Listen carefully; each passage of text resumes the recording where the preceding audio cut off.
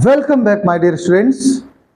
आज का जो टॉपिक है बड़ा इंपॉर्टेंट है और न्यू चैप्टर है, mid way of the syllabus of class 12। Chapter का नाम है इलेक्ट्रोमैग्नेटिक वेव। ओके, यानी कि रे ऑप्टिक्स से पहले और अल्टरनेटिंग करंट के बाद का सेक्शन है ये। इलेक्ट्रोमैग्नेटिक वेव का इंट्रोडक्शन करने से पहले हमें थोड़ा सा डिस्कशन करना है मैक्सवेल्स डिस्प्लेसमेंट करंट पर। इसको जनरली हम लोग डिस्प्लेसमेंट करंट भी लिखते हैं। क्या लिखते हैं? Displacement current. ओके, तो चलिए हम लोग डिस्प्लेसमेंट करंट को सीखने जा रहे हैं। चैप्टर का नाम सबसे पहले डालिए आप, electromagnetic waves. This is the name of chapter.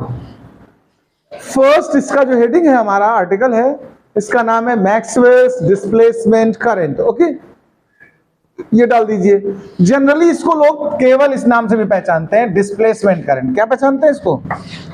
ज्यादातर आपको जो मिलेगा लिखा हुआ वो डिस्प्लेसमेंट करंट नाम से मिलेगा, लेकिन ये मैक्सवेल ने इंट्रोड्यूस किया है इसलिए इसका नाम मैक्सवेल डिस्प्लेसमेंट करंट है। मैं थोड़ा बैकग्राउंड में बात करना चाहता हूं। मैक्सवेल ने थर्मोडायनामिक्स में भी 4 इक्वेशंस दी हैं। कितनी? 4 इक्वेशंस। यानी कुछ पुराने कॉन्सेप्ट्स में मॉडिफिकेशन किए हैं, करेक्शन किए होते हैं। थर्मोडायनेमिक्स की बात कर रहा हूं मैं। जैसे आपने पढ़ा होगा टोटल एनर्जी, उसमें थोड़ा मॉडिफिकेशन किया। Enthalpy, Gibbs function, Helmholtz function, अगर आपने थर्मोडायनेमिक्स पढ़ी है केमिस्ट्री में तो इन चारों में थोड़े बहुत मॉडिफिकेशन और चेंजेस करके मैक्सवेल ने अपनी 4 इक्वेशंस दी। उनको बोलते हैं मैक्सवेल्स 4 इक्वेशंस फॉर थर्मोडायनेमिक्स। ऐसा ही यहां पर इलेक्ट्रिसिटी और मैग्नेटिज्म में भी मैक्सवेल ने 4 इक्वेशंस दी हैं। क्या क्या चेंजेस किए मैं थोड़ा सा बता देता हूं, फिर मैं डिस्प्लेसमेंट करंट पे आता हूं। जैसे फर्स्ट उन्होंने गॉस थ्योरम जो है ना इलेक्ट्रिक फील्ड इलेक्ट्रिसिटी के लिए, उसमें मॉडिफिकेशन किया है। वो मैक्सवेल का फर्स्ट इक्वेशन होता है। वो बेस किस पर है? उसकी बेसिक क्या है? बेस क्या है? Gauss theorem in electrostatics. Second equation है गॉस थ्योरम इन मैग्नेटोस्टैटिक्स, यानी मैग्नेटिज्म में भी गॉस थ्योरम है, B dot A is equal to 0। याद होगा, मैंने पढ़ाया था। तो थर्ड मॉडिफिकेशन मैक्सवेल ने किया फैराडे के फर्स्ट लॉ में, E is equal to -NdΦ/dt था, उसमें भी मॉडिफिकेशन किया है। वो है थर्ड इक्वेशन मैक्सवेल की। और जो मैक्सवेल की फोर्थ इक्वेशन है वो एम्पियर सर्किटल लॉ में है। किसमें पढ़ा है आपने? Integration B dot DL is equal to mu naught into I। इसमें भी इन्हें एरर मिल गई, गलती। मैक्सवेल की फोर्थ इक्वेशन है किसका करेक्शन? एम्पियर सर्किटल लॉ का। उसी करेक्शन में टर्म एम्पियर इसमें बढ़ाया इन्होंने मैक्सवेल ने, जिसका नाम है डिस्प्लेसमेंट करंट। मैं पहले रिजल्ट बताता हूं फिर डिस्कशन लिखाऊंगा। सुनिए जरा पहले रिजल्ट। एम्पियर सर्किटल लॉ हमारा होता है, याद करो, linear integration of B is equal to mu naught times of the current encloses. बोलो, ये बात पता कि नहीं पता? इस इक्वेशन को जब स्टडी की किसने? मैक्सवेल ने। स्टडी ऐसी करो कि कम से कम 4 इक्वेशन मिल जाएं मैक्सवेल की तरह। ठीक है? 4 लोग कहें कि क्या स्टडी हुई भाई। तो देखिए जरा, B dot DL is equal to mu naught I। Equation ये कहता है कि linear integral, close linear integral of the magnetic field always equal to the mu naught times of the current encloses. Okay, अब हम बात करते हैं इस सर्किट की। ये जो सर्किट हमारे पास है, ध्यान से देखिए, मैंने कैपेसिटर बनाया हुआ है। क्या बनाया हुआ? कैपेसिटर। एक हमने सेल कनेक्ट किया हुआ है, बैटरी कनेक्ट की हुई है, एक स्विच लगा है। जब आप ऑन करोगे तो यहां से करंट पास होगी कि नहीं होगी? लेकिन कैपेसिटर जब फुल चार्ज हो जाता, पता, तो करंट पास नहीं होती। सुना किसी ने कि नहीं सुना? There is no current passes through the capacitor when it becomes fully charged. अब देखो ये करंट तो यहां आ रही, देखो जरा ध्यान से, यहां पर करंट मिलेगी लेकिन अंदर करंट नहीं मिलेगी। मैक्सवेल की इक्वेशन इसी बात को समझाती है कि अगर हम सरफेस 1 के लिए सॉल्व करें, किसके लिए? फॉर सरफेस S1, S1 वाले क्लोज्ड है। देखो ये सरफेस कैसा है? क्लोज्ड है। इसने कितनी करंट को क्लोज कर रखा अपने अंदर, आई को। यहां पर अगर हम लगाएंगे बी डॉट S1 लिख दो सफिक्स में, B dot DL is equal to mu naught times I. बोलो भैया सब लोग बताओ ये बात। लेकिन अगर यही इक्वेशन हम S2 पे लगाएं, S2 सरफेस किसके अंदर है, कैपेसिटर के अंदर। कैपेसिटर में नो कंडक्शन करंट, पता है, ध्यान रखिए इस बात को अगर ना जानते हो। कैपेसिटर में चार्ज स्टोर होता है, क्या होता है, मूव नहीं करता, फ्लो नहीं करता है, तो करंट पास नहीं होती है। करंट, कंडक्शन करंट कितनी होती है वहां, 0। तो अगर इनका ला यहां पर लगाएं सरफेस S2 के लिए, फॉर सरफेस S2 ने कोई करंट को घेरा ही नहीं, कवर ही नहीं किया हुआ है, तो इसके द्वारा कवर्ड करंट के लिए अगर इसी फॉर्मूले को हम यूज करें बी डॉट DL, तो क्या लिखना होगा बताओ, जब करंट इनक्लोज ही नहीं है। देखो भाई जी, there is no current encloses. इन दोनों इक्वेशन को गौर से देखो। इक्वेशन फर्स्ट हमारी एम्पियर सर्कुलर लॉ से बनी, B dot DL is equal to mu naught times of I. क्यों बनी आई, क्योंकि हाँ यहां करंट है, देखो ये कैपेसिटर से बाहर का हिस्सा है, तो यहां कंडक्शन करंट होती है, लेकिन कैपेसिटर के अंदर कंडक्शन करंट नहीं होती है। जब कैपेसिटर के अंदर यही इक्वेशन लगाई तो रिजल्ट क्या आया, 0। फिर हमने क्या किया, इन दोनों सरफेस को आपस में एक जगह ज्वाइन करा लिया। देखो यहां से दोनों ज्वाइंट है, एक कटोरा समझ लो, ऊपर ढक्कन रख लो ऐसे, ये हमारा S1 है और ये S2 है, दोनों आपस में टच हो रहा है कि नहीं। अगर इस पे करंट है तो करंट इस पे होनी चाहिए कि नहीं होनी चाहिए बताओ, या इस पे 0 है तो इस पे भी 0 होनी चाहिए। मैक्सवेल के अकॉर्डिंग ये दोनों इक्वेशन एक साथ करेक्ट पॉसिबल नहीं है, या तो ये सही है या फिर ये करेक्ट है। जबकि इस सर्किट में ये समस्या दिखी उनको, तो मैक्सवेल के मन में एक विचार आया कि कुछ ना कुछ एम्पियर से गड़बड़ हुआ है या छूट गया है।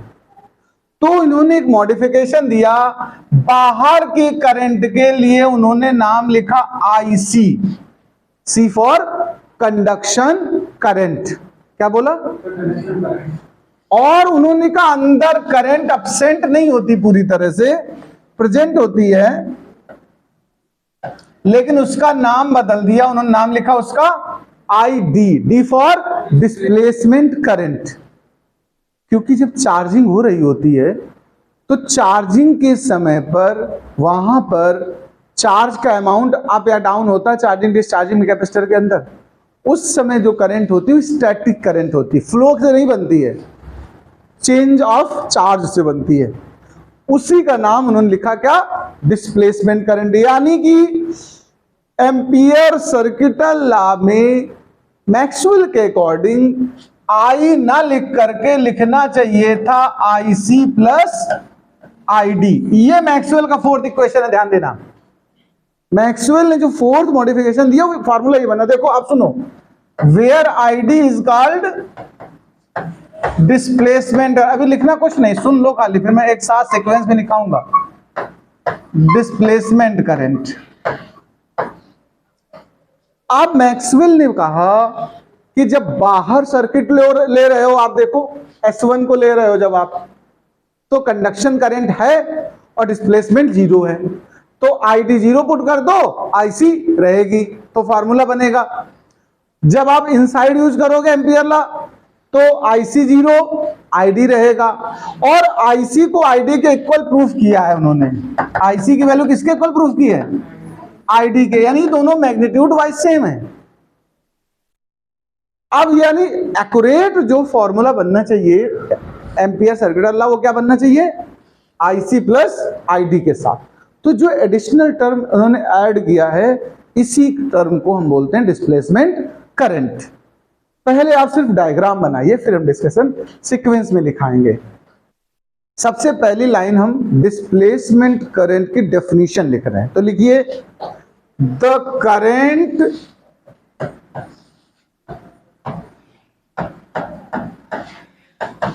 due to changing electric field, the current due to changing electric field is called displacement current, जो चेंजिंग इलेक्ट्रिक फील्ड का है उसको हम क्या बोलेंगे? Displacement current is called displacement current denoted by ID। ये इसकी डेफिनेशन है, इसको नोट कर लो भाई। तो अब हम लोग फाइनल कंक्लूजन पे आ रहे हैं। डायग्राम बन चुका, डेफिनेशन हो चुकी। सबसे पहले हम लोग कहेंगे कि एम्पियर सर्किटल लॉ होता क्या है। एक बात तो लिखिए, सबसे पहले इसके लिए बात करते हैं। तो लिखिए according to Ampere circuital law, फटाफट लिखें। According to Ampere's circuital law, according to Ampere's circuital law,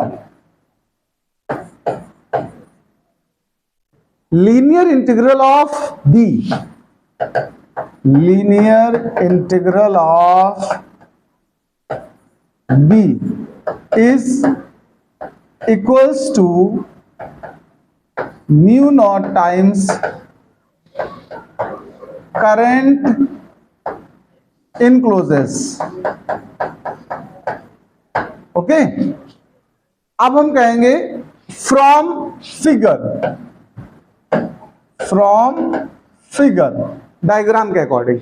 सबसे पहले लिखो फॉर सरफेस S1 ये इक्वेशन, फॉर सरफेस S2 दूसरी इक्वेशन। जब ये दो इक्वेशंस लिख जाएंगे तो हम ये कहेंगे कि S1 और S2 आपस में कनेक्ट हैं। और किस जगह पर कनेक्ट है, इस पॉइंट का कोई नाम दे दो। ये जो जगह है जहां कट आपस में टच हो रहे हैं, तो इसको हमने चलो C बोल दिया। कहां से बोल दिया? C। तो हम कहेंगे, इन दो इक्वेशन लिखने के बाद का मैटर बोल रहा हूं मैं, सुनिए। इस जगह पर अब आपको डिस्कशन क्या लिखना है, हम कहेंगे but S1 and S2 connected eight C, so no above two equations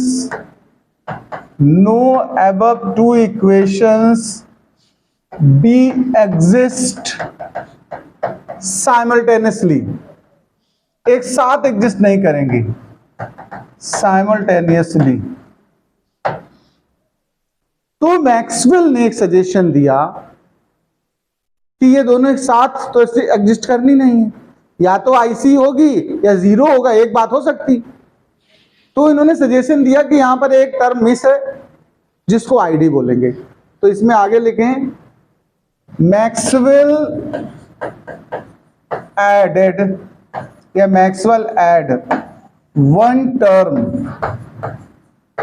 in RHS known as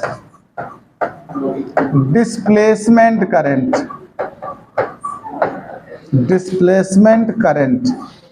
ID। Now के बाद ये इक्वेशन नोट करिए, B dot DL mu naught IC plus ID, और फिर where ID displacement current.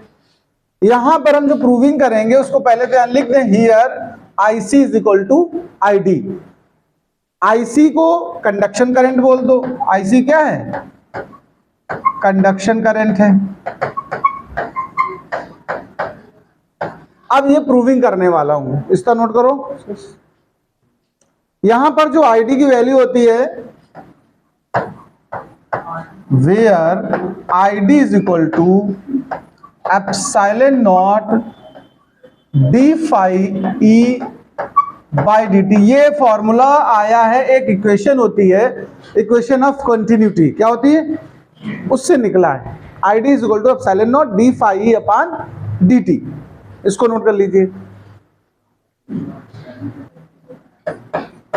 Now Ampere's circuital law modified as, Ampere's circuital law modified as, वहां जहां ID use किया तुमने, ये वैल्यू पुट कर लो चल के इस इक्वेशन में। ID के प्लेस में ये वैल्यू पुट कर दो यहां पर, यानी ये दोबारा इक्वेशन आपको नोट करनी है। आईडी की जगह epsilon naught D phi by D T.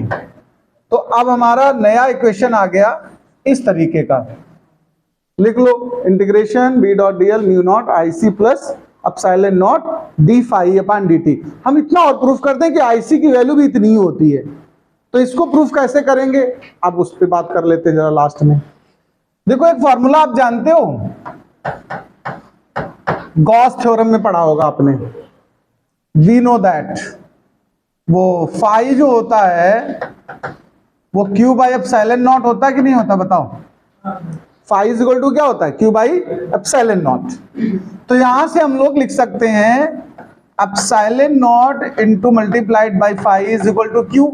इसको हम डिफरेंशिएट कर रहे हैं टाइम के रिस्पेक्ट में, तो epsilon naught D phi E by D T, और इधर क्या हो जाएगा Q by D Q by D T. The rate of flow of charge, इसी को तो कंडक्शन करंट बोलते हो, तो ये क्या हो गया आई सी, क्या हो गया भाई जी, तो D phi upon D T is equal to क्या बन चुका है आई सी। यानी आई सी की वैल्यू देखो आई डी के इक्वल आ गई कि नहीं आ गई है, ये आई डी हमने डेफिनेशन में लिखी हुई है वहां से डायरेक्ट, इतना नोट कर लो, ये टॉपिक खत्म।